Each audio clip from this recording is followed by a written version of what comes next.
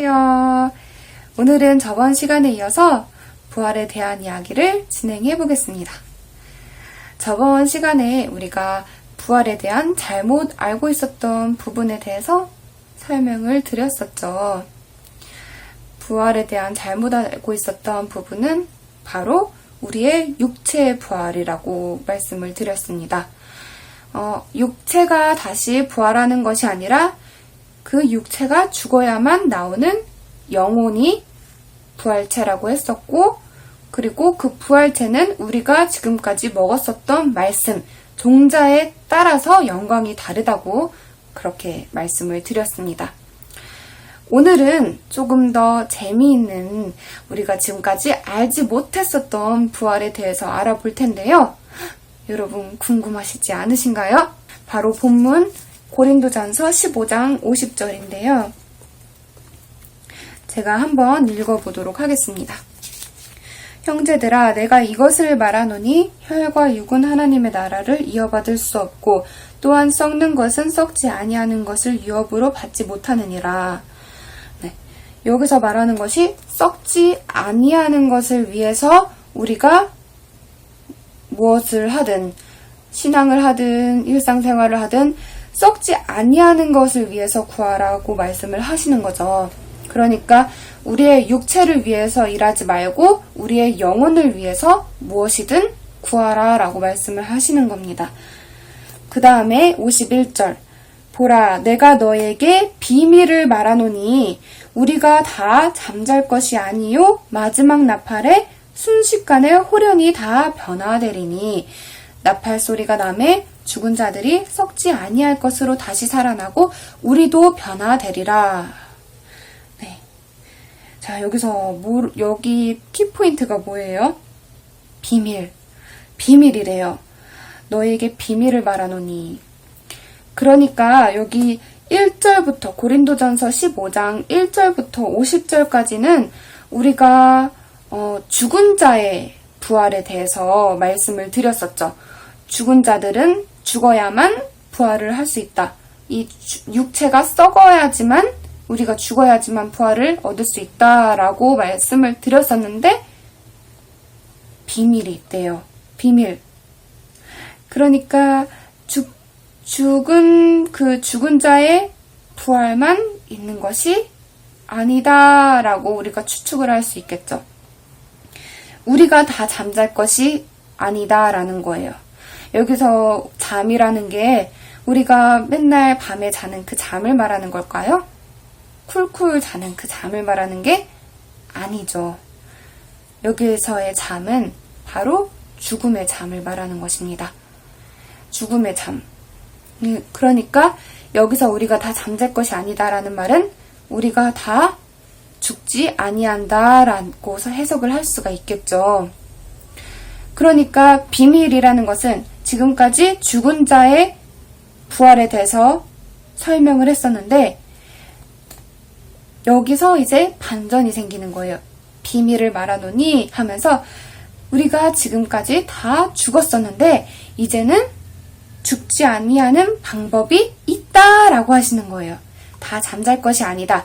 우리가 다 죽을 것이 아니다라는 거죠. 그게 죽지 아니하는 방법이 뭐가 있냐? 바로 마지막 나팔에 있다는 것입니다. 마지막 나팔에 순식간에 호련히 다 변화되리니 나팔 소리가 나매 죽은 자들이 썩지 아니할 것으로 다시 살아나고 부활을 한다는 거겠죠. 죽은 자들은 이 나팔 소리가 나면 다시 부활을 하고 우리도 변화되리라. 여기서의 우리는 살아있는 우리 육체를 가진 사람들을 말하는 거겠죠. 우리는 뭐 한대요? 변화한대요. 그러니까 이 살아있는 사람들은 부활이라는 말을 쓰지 않고 변화라는 말을 쓰는 거예요. 우리는 죽은 몸이 아니니까 부활이 아니라 변화. 무엇으로 변화한다고요? 53절에 이 썩을 것이 반드시 썩지 아니할 것을 입겠고 이 죽을 것이 죽지 아니함을 입으리로다. 우리가 부활이 아니라 변화를 하는데 그 변화는 무슨 변화냐?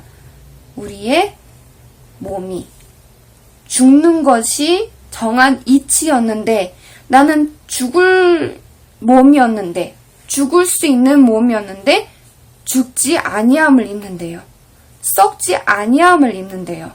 그 변화는 죽지 아니하는 변화라는 말씀입니다.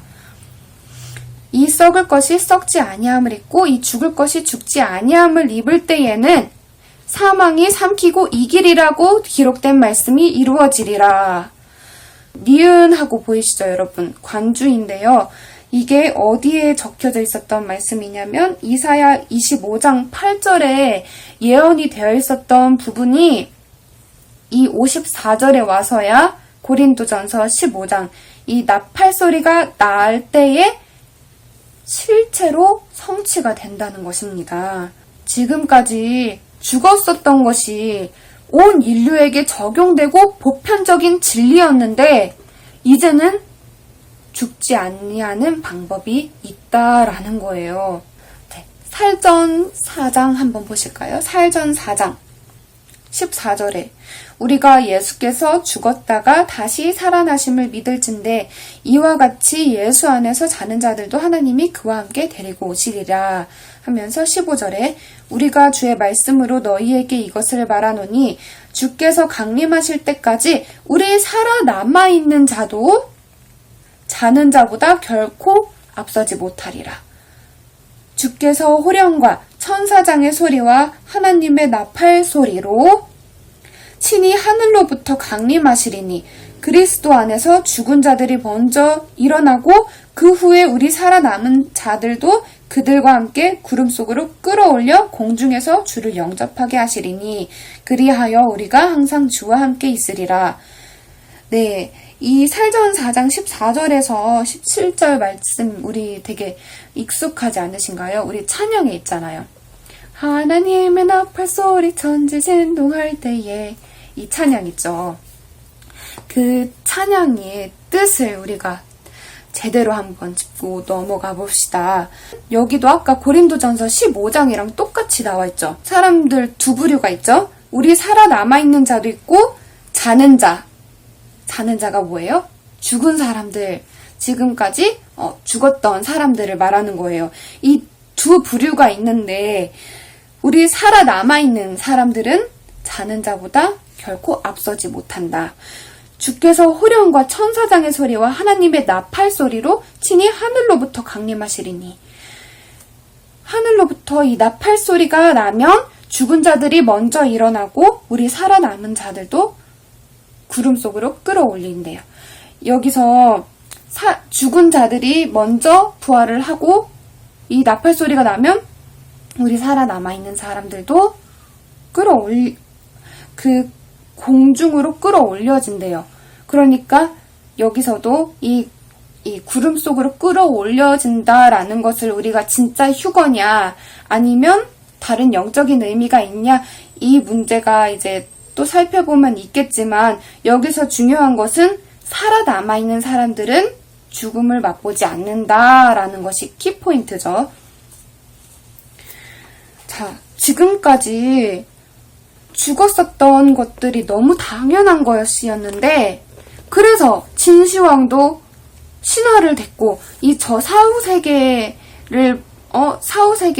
위해서 정말 죽고 싶지 않았는데 그래서 신하들까지도 다 데리고 무덤 속에 갔는데 결국은 이 영생을 맛보지 못했었고 또 불루초를 그렇게 찾아다녔었는데 결국은 죽었었던 것이 우리들의 인생이었습니다. 지금까지의 인생이었는데 이제는 죽음을 맛보지 않는 그 방법이 있다고 하는 겁니다.